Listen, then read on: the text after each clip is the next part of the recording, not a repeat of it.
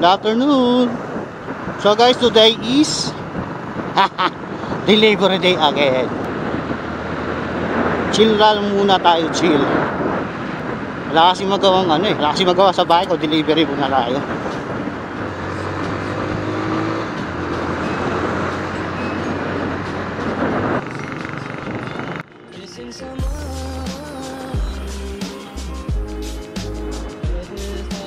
Today is Wednesday.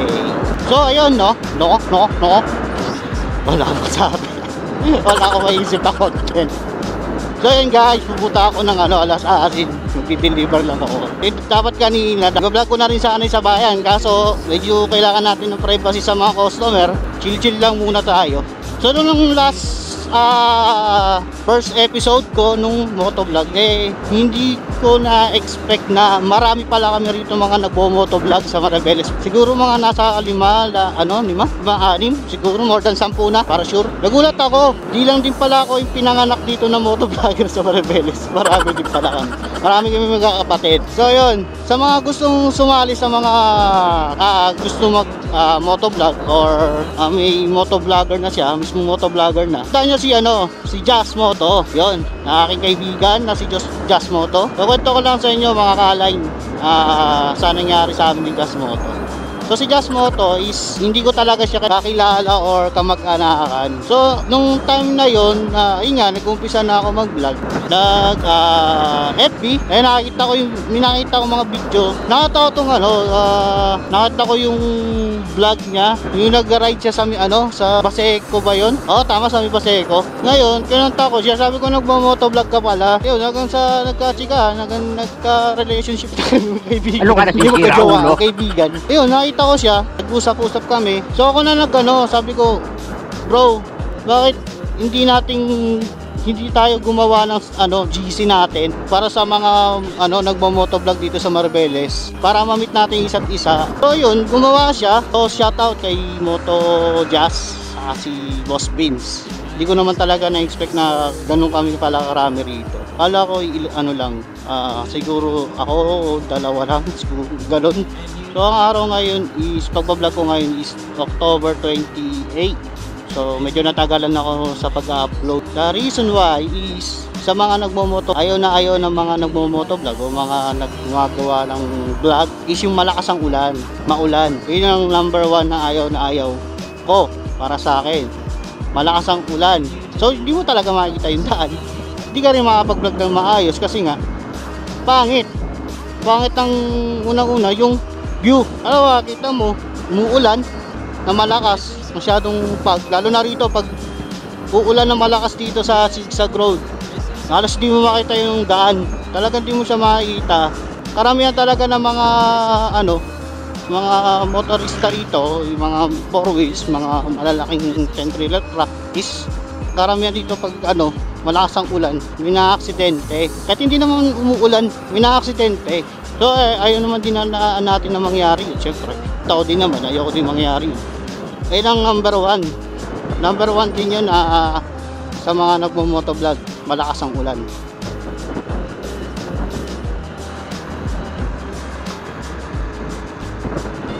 So yung mga nagmo-motovlog dito sa Maribeles, Bataan, guys, suportahan ninyo ang mga nagbablog. Kahit saang content sila, katulad ko, content ko, adventure, delivery. Pangatlo, makipakita ang ganda ng buong Maribeles, Bataan. Hindi naman palagi sa buong Maribeles, Bataan, syempre. Baka maumay yung mga viewers Pwede naman tayo sa buong Bataan. Kung may ride sa grupo namin. Yun lang.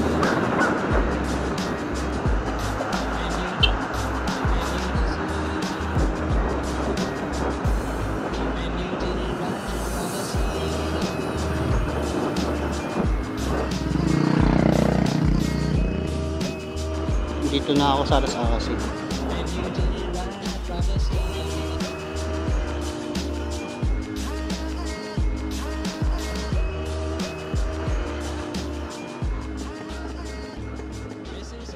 So guys, mamaya na lang ulit. Tapos din. So guys, pabalik na rin ako. Short rides lang tayo eh. So yun guys, abangan nyo yung pagkukulab namin lahat ng mga taga Maribeles Bataan motovloggers dito. Soon yan, soon. Hindi lang namin ma-schedule kung kailan yung mismong ano namin, rides.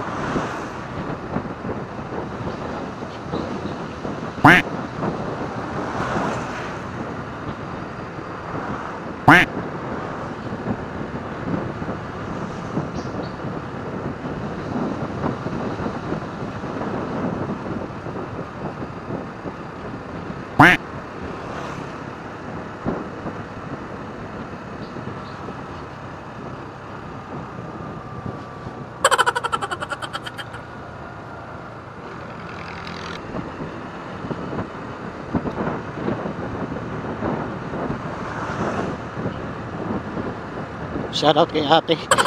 Tingin at tingin. Ay, no.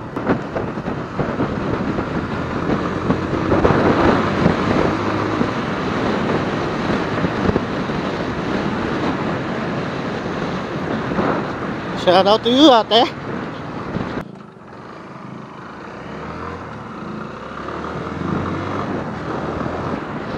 Pinanebin na pala rito.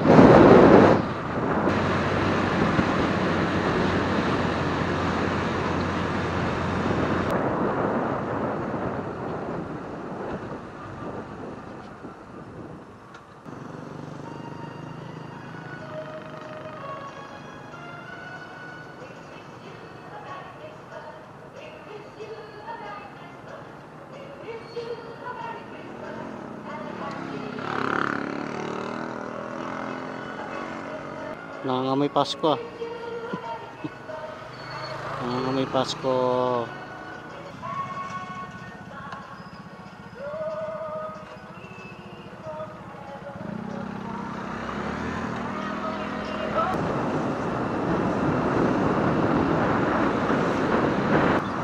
So dito nagtatapos ang aking vlog.